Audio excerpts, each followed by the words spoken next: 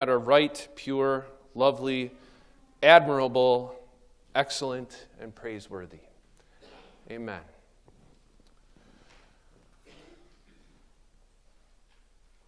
The angels at Jesus' birth sang, "Peace on earth and goodwill towards men." Jesus himself said, "My peace I give you. My peace I leave with you." So doesn't it seem kind of strange that today in the gospel reading, Jesus says, "Do you think I came to bring peace on earth? No, I tell you, but division." In Matthew's version, Jesus even goes so far as to say, "I have not come to bring peace, but a sword."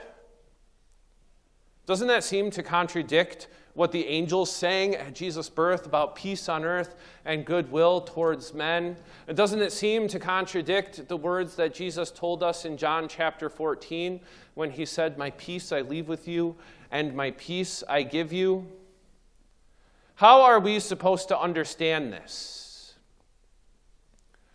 In pop culture, a lot of times Jesus is portrayed as just kind of a nice guy that says nice things.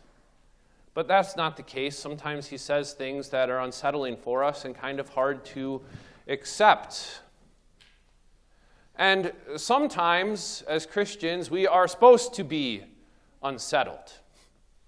You know, we sang that hymn of the day today. It's in a minor key. It's not the most uplifting hymn, is it? But it kind of sets the tone for what Jesus says to us. I came not to bring peace on this earth, but division. So how are we to understand that? Well, put simply, the gospel naturally divides people. It divides people into those who accept it, Christians, and those who don't accept it, unbelievers. So it divides us on this earth. And ultimately, it divides us for eternity, those who end up in heaven and those who end up in hell. So that's what Jesus is talking about here. The division, ultimately, it's an eternal division, but it has ramifications here on this earth. When it comes to the way that we view right or wrong, if you're a Christian, you view morality, that's right or wrong, from a top-down view. God is perfect, and he is the one who we look at as our model of morality, summed up in the Ten Commandments.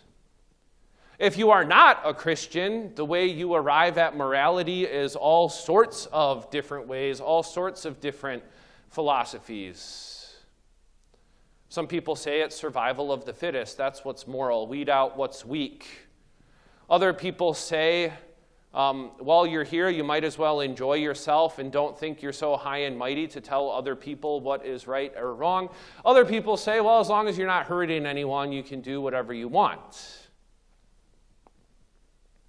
And because we are divided morally and we attach a big part of our personality to our morals and to our religion, it's really unsettling when people disagree with us. And it's hard to not take it personally. So there's that kind of division. And Jesus isn't kidding when he says that he's going to divide families against each other, mother-in-law against daughter-in-law. Well, you don't need religion to do that. That can just kind of naturally happen sometimes. But the gospel does divide people that way. And he's not kidding when he says son against father and father against son, mother against daughter and daughter against mother. Now, in mission settings, our missionaries are very aware of this. Our missionaries in China's folk religion, you honor your ancestors. So when someone accepts Christ, they're admitting that it's very likely that all of their ancestors are in hell, and that's not honorable.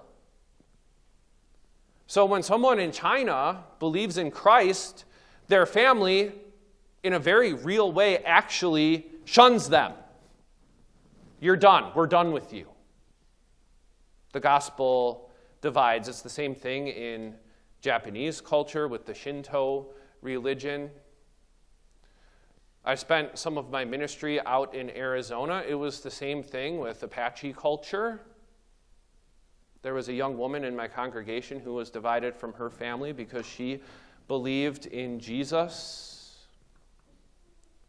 And it is amazing. By the way, even in Utah, we have home missionaries in Utah and when fundamentalist Mormons become true Christians, their family shuns them.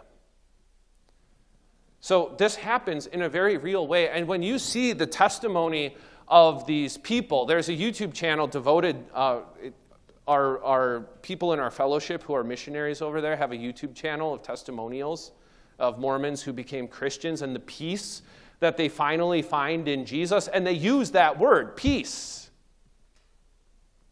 So yeah, even though there's division in this world, and Jesus says that he comes not to bring peace, but division, as Christians, we actually find peace in that division. It's amazing to see these people give testimonies on how beautiful it is to believe in Christ. And even though the world hates them, and even though their friends and their family shun them, and the world even goes so far as to divide themselves from us by calling us as Christians exclusive bigots and misogynists and whatever other words they throw at us, even though the gospel is accepting of sinners because it forgives their sins. Jesus' words actually give us resolve and comfort. Now, we don't need to go to Utah or China or Japan to see the effects of this in a real way. So there's people like me, and I imagine many of you here today are like that, who don't remember when you became a Christian. And throughout your lives, you get to meet many people, friends, or even family members who, it's kind of the opposite a lot of times in our setting. So other cultures, people become Christians, and then their family shuns them. In our settings, it's kind of the opposite, where people are Christians, and then they deny it. And they exclude themselves, rather than us shunning them. And that's the most amazing thing about being a Christian in among family and friends. When they exclude themselves from us, we always want to welcome them back. And we still talk to them, and we still acknowledge them, and we still love them, and we even go so far as to let them know we love them. Isn't that the amazing thing about Christ? The religions of this world, once you accept Christ, they exclude you. And the way of this world, when you accept Christ, Jesus says that the world is going to hate you. But then when someone we love excludes themselves, we still tell them we love them. And the goal is always to bring them back to the faith. Now, only God knows the end of the story with our loved ones who do that. And we can take comfort in that repentance and forgiveness of sins does not have a deadline, not on this earth, until one dies.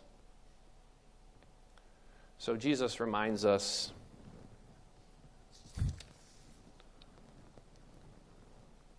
that he has come to bring fire on the earth, and how I wish it were already kindled. And what he means by that is that he wishes people have the same urgency that he does when it comes to believing the gospel. And you and I can be apathetic to that fact sometimes. What is our zeal for the gospel like compared to the zeal for the things of this world? Do we have compassion for the souls that are going to hell? And this is the amazing thing about Jesus. He says other words. Yeah, he says these words that seem to be unsettling, that he's going to divide families and friends. But he also says words like this: you have heard that it was said, love your neighbor and hate your enemy.